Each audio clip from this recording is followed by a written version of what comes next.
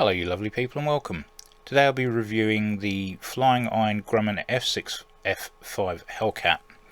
And I thought I'd fly from Duxford because it would be rude not to.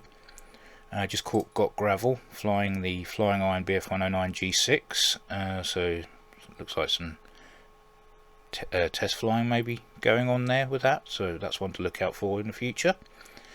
So let's get into the liveries section. So it comes with a lot of liveries. Ignore these ones, these are downloaded from FlightSim.2. They're all Fleet Air Arm, Royal Navy, which I've just added myself. But if we start from the top, we've got VF27, we've got Paper Doll, which everyone should know if you're into your Warbirds, with the ugly toothy monstrous face at the front. D94 drone in a lovely sort of maroony pinkish reddish colour. We've got a number 808 Fleet Air Arm Operations Tunfish variant, VF18, VF12, VF4, VF7, VF84, VF87, which is a 10,000th Hellcat, which I'll be flying in this review, and then we've got Blue Angels 1 to 4. So you can have fun trying to display this. It's a bit of a beast, and these liveries are of a high standard, as is the case for all the FlyingIron aircraft and liveries that I've reviewed so far. So don't expect anything less in the Hellcat. Now if we go into weight and balance, we can add one external tank in the centre, and that can give us 150 gallons just to get a bit of a longer journey. Let's jump in the cockpit and have a look around. So let's have a look around the office. We'll start off the left hand side. As you can see, everything is beautifully modelled. As I said before, FlyingIron are producing at a very high standard, and they've not disappointed in this in the Hellcat in the slightest. So we've got a tail wheel lock, we've got our oil coolers, our trim tabs here, tank pressure release, selector, drop tank release, all our usual levers for controlling the engine. We've got our war emergency power, which is basically water injection. That will give the double wasp, the whopping monster of an engine that it is, putting out 2,000 horsepower. Flicking this switch will give you another 250 on top of that, but it's not to be used for long, obviously, because you'll overstress the engine. But that's where the war emergency power switch is located. We've got our intercooler, shutters, gear handle, magnetos. If you know your Warbirds, you'll know pretty much the layout. We do have clickable circuit breakers.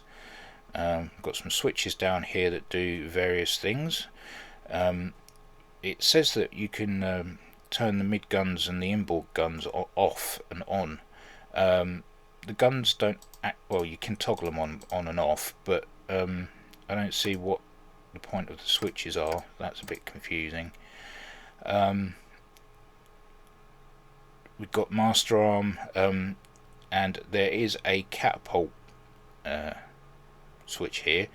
If you flick that, you have a 3-second countdown before your Hellcat goes like a bat out of hell, simulating a catapult launch. So if you're landing on something like the Lexington that's been released by Miltech Sim, I believe it is, that doesn't have a catapult, so that would be good to simulate off of there.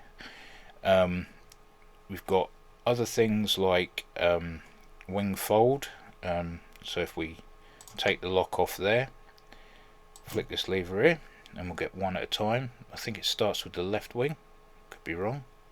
Oh, right wing, there we go, and then time for the left wing. So that's beautifully modelled as well.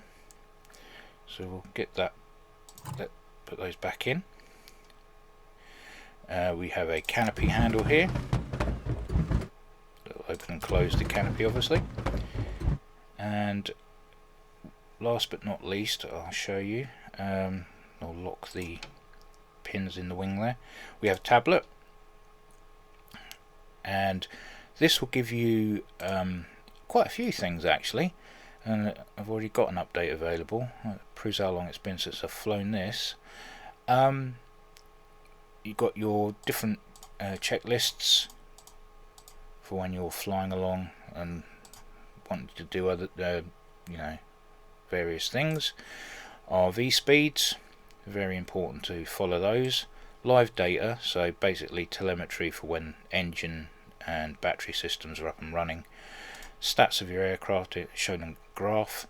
Your loadout, so the drop tank is actually non-existent on the externals at the moment, but if I hit long range it gives us the 150 pounds of fuel extra. A basic autopilot, which seems to be a thing for a lot of old aircraft. It'll give you a basic autopilot. Workshop, which I think is a fantastic addition. It will tell you when you're due for your 1000-hour engine overhaul, 25-hour inspection, and the state of various systems on the aircraft, adding that little bit of realism. If we go to settings, we can switch the gun sight to a GPS if we so wish. We can hide the control stick. You can do that there, or you can actually click on it and that will remove it. You can change your pilot so that only a World War II pilot is used. You can hide your pilot. You can hide the prop when it's spinning. As this has a custom FlyingIron tail dragger ground physics module, if you can't handle, or you're not up to speed on how that works, you can use a simplified version of ground handling. You can switch off realism settings by the dynamic engine stress, obviously clicking that on and off. If you click that, you can do whatever you like. You don't have to worry about manifold pressures or anything like that. You can just grind the hell out of those pistons. You can turn the brightness up and down on your tablet, and then also if you at an airport where you can't travel forward, you can switch on pushback. So quite a lot of additions in the tablet. So yeah, that's it for looking around the cockpit. Let's have a look at the external model. As you can see, the externals are absolutely superb. This thing is gorgeous. It's a work of art. It really is. Just all the detailing on the surface of the aircraft, the liveries itself. I love the 10,000th Hellcat paint, hand paint effect. Everything on it is just beautiful. Animations, the ailerons and elevators, rudders. We use the air brake. It will open and close the cowl flaps. To simplify that, obviously this aircraft didn't have any air brakes, and obviously you've got that central external tank that is removable or droppable, and the undercarriage look really nicely done as well. So what I'll do is I'm going to jump back in, but I'll have the engine started. We can have a quick look around again, and then we'll have another external with it all started, and engine and all the pneumatic and hydraulic systems up and running. We'll have a look at some other extra bits, and then we'll get it up in the air. Okay, let's have one more scan around the cockpit with the engine running. Here the sounds are pretty good inside. We have the canopy open at the moment. If we shut that, run it up again,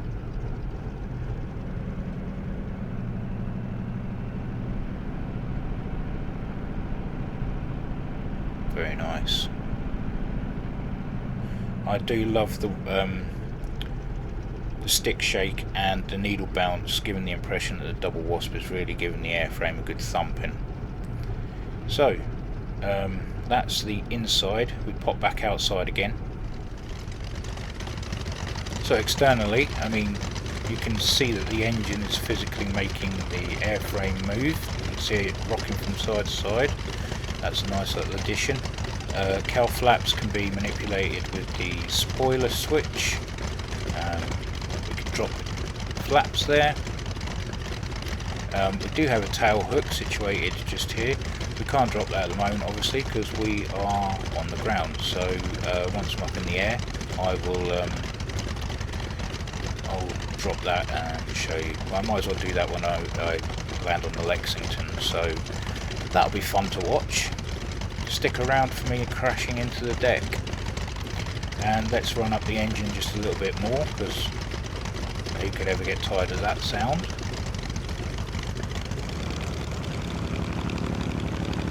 Oh, beautiful. Beautiful, beautiful. Right then.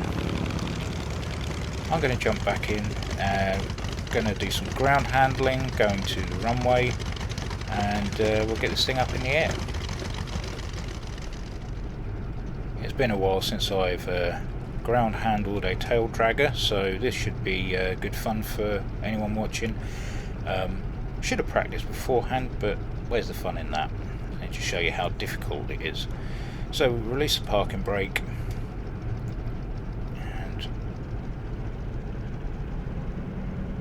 The beauty about the ground handling on the FlyingIron aircraft is that all different kinds of factors are thrown in to get this thing moving where it's supposed to be. One is obviously air over the rudder, differential braking if you've got it. So it's a whole variation of bits and pieces, so it's not as simple as just getting up and going. You need to see what I mean. It's drifting off left and right.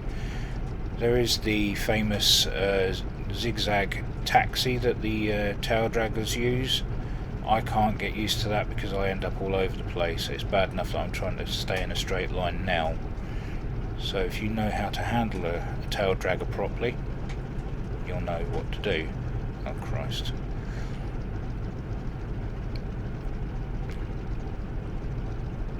And we're slightly off, so I'll try and bring it back in. I'm just using differential braking at the moment. I don't want to use the rudders too much because that will cause me to possibly put it in a spin. I'm not the best when it comes to, well, much to be honest, but definitely tail dragging aircraft are a bit of a bane in my life.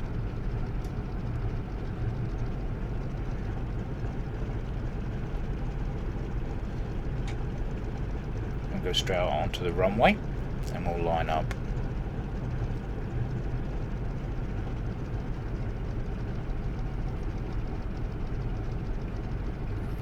Try not to tip this thing on its nose.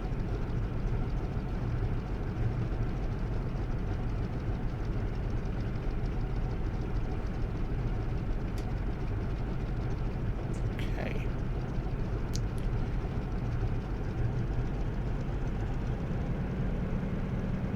Just to turn a little bit more.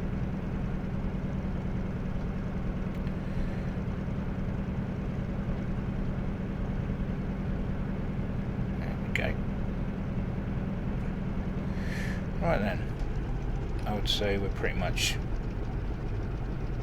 level. Let's try and stop this again without it nosing over. Right, okay, so we're going to have the problem of torque steer once we get up and running. So the takeoff should be interesting, but then again, it's not supposed to be easy, so let's give it a go, shall we? Throttle up slowly. We don't want to set ourselves off too far to the left. Slowly increase the throttle as we roll. Okay, so the back end is up. Pull up. Okay, that wasn't so bad. I'm not on full power. No need for it. Gear up. Okay, good. The sounds aren't too loud.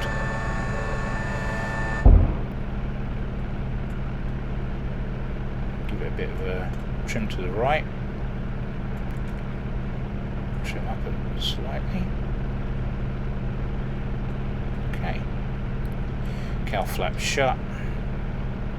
Okay, keeping the torque between 40 and 45. And we don't want to overdo it with the RPMs, so use the prop to manipulate that. Okay, and we're up, we're alive, and we're flying. As you can see, also we can add and remove the guns if we so wish.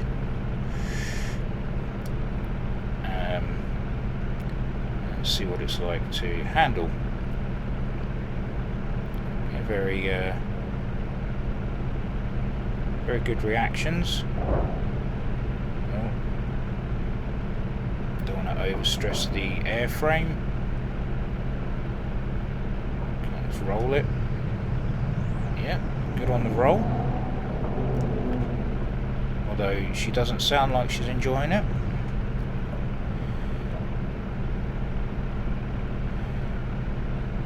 Back off on the RPMs ever so slightly.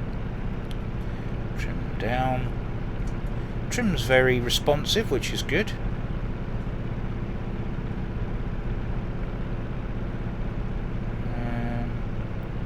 We'll do a roll over the airfield, as is my usual thing.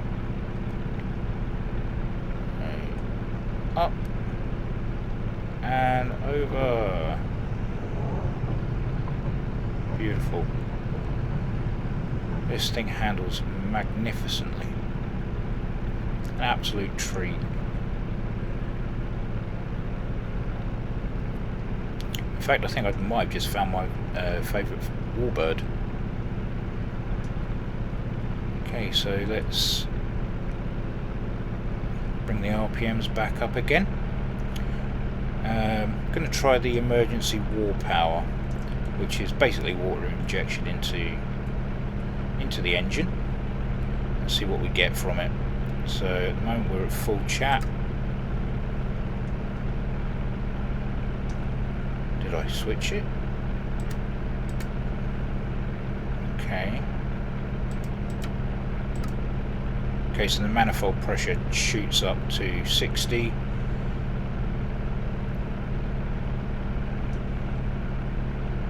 Okay, we're not going to do that. I don't want to blow the manifold. Bring that back again. What I'm going to do is I'll put it into a little bit of a dive, and then we're going to loop it over. Oh, great.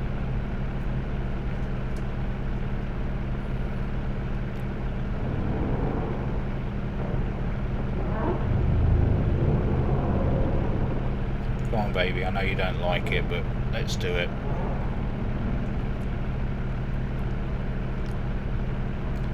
Lovely.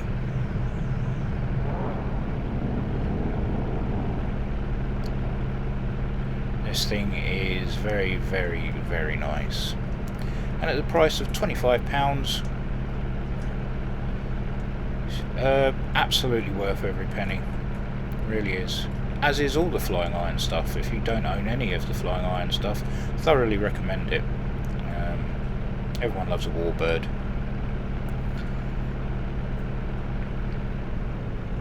Okay, see if we can bring this thing into land. Embarrass myself. And then I will go find the Lexington, and we'll do some carrier stuff.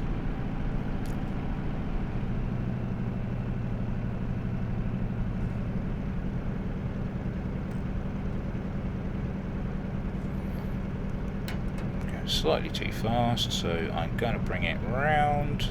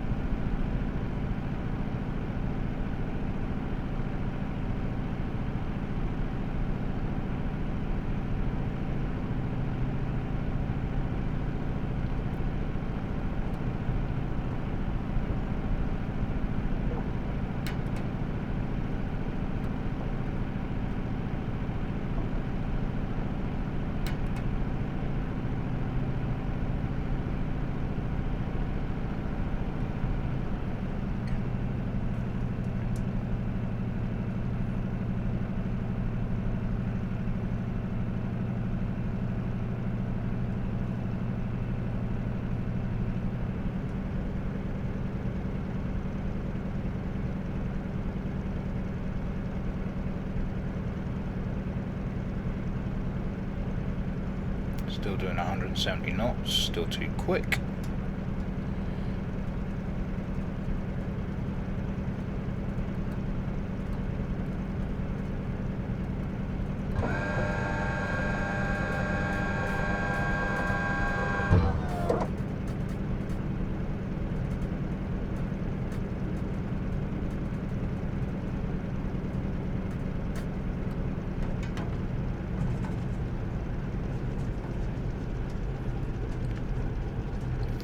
Okay, so I'm down and I haven't crashed yet.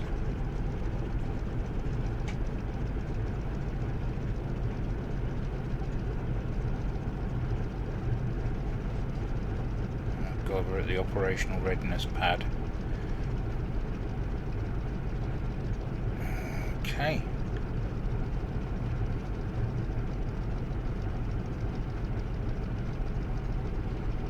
Brilliant. Yay, I survived. Right, well, let's go find a Lexington. Okay, join me over the Lexington. My gear flaps and hook are down ready to try and catch something. I'm just going to overfly the aircraft carrier, which seems to be on sort of a westerly heading. It's static, so I haven't got to worry about chasing it. I would say the only issue with that carrier are the static aircraft on the deck. If we could get rid of those, that would be something. Okay, so we're over the airfield. We're over the carrier. We're going to break into our circuit. Okay, so it's down there. Drop our altitude ever so slightly. Keep it around about 120 knots. I found it's quite a good speed to be coming in at. Try and drop it as we get in. Don't drop too quickly.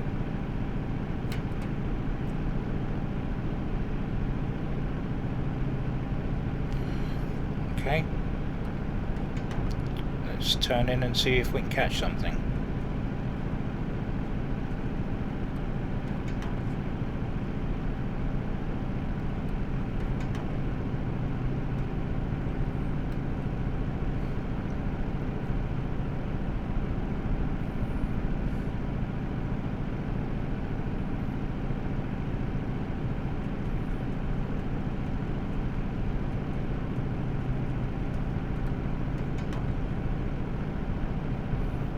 Shot slightly.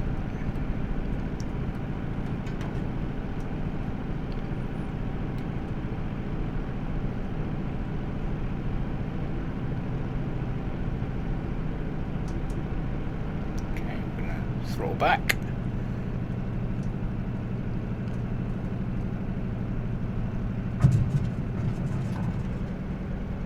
Yay, we caught a wire. Brilliant. Okay, take the locking pin out, fold the wings, bring the hook back up, and the flaps obviously. Always helps before wing fold. Open the canopy.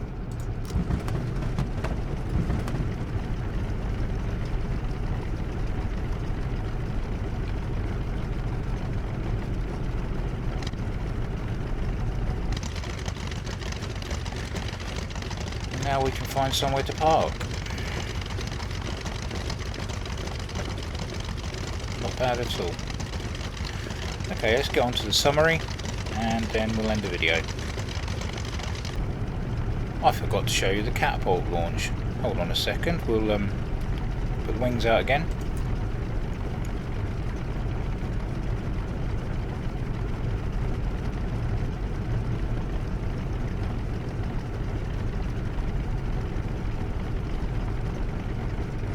Okay, right, I'm going to taxi just down a bit further.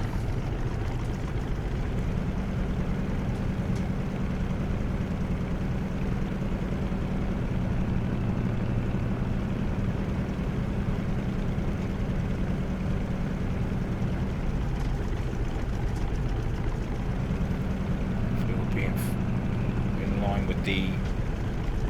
Oh, overdid it a bit. As always, but I have said that ground handling is not my thing.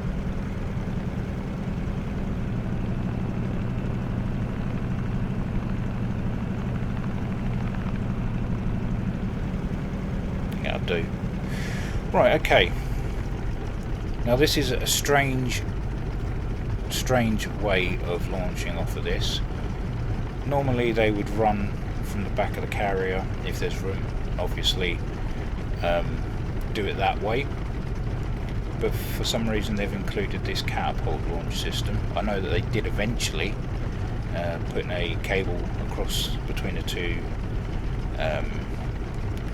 undercarriage struts and then putting that over the catapult hook, and then as the aircraft would fire off the catapult, that piece of equipment would drop and they'd be on their way. The gig could go up and clean up the aircraft. This, on the other hand, can be a bit iffy because you need to run the engine up, but you need to run it up to a point where it won't nose over. Then you've got to click this catapult switch and then you've got to count down to 3, at which point you've got to release the brakes and it will do its thing. So it's a lot to take in a short space of time. So I'm going to run up the engine, drop pitch up, close the canopy, got the flaps down just to give us a little bit of help. I've got my toe brakes down, see if we can push it a little bit more. Don't want to overdo it. Okay, and this is the catapult launch. Ready? We're going to click 3, 2, 1, brakes off. Oh Christ, see what I mean?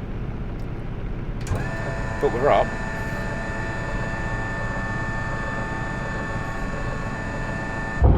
I suppose it's good to get off of a carrier quickly rather than rumbling down the wooden deck and hoping for the best when you get to the end.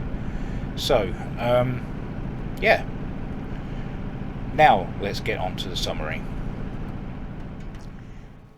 I will say that FlyingIron are very much at the top of their game. When it comes to Warbirds, absolutely fantastic, in the words of Kerry Barlow. The flight model is beautiful, it looks beautiful, it sounds beautiful. There's nothing on it that I can really pick any issue with. It's just for £25 it's an absolute steal. I would expect something like this to be a little bit more expensive, if I'm honest. The how in depth things are, the systems, the maintenance side of it, the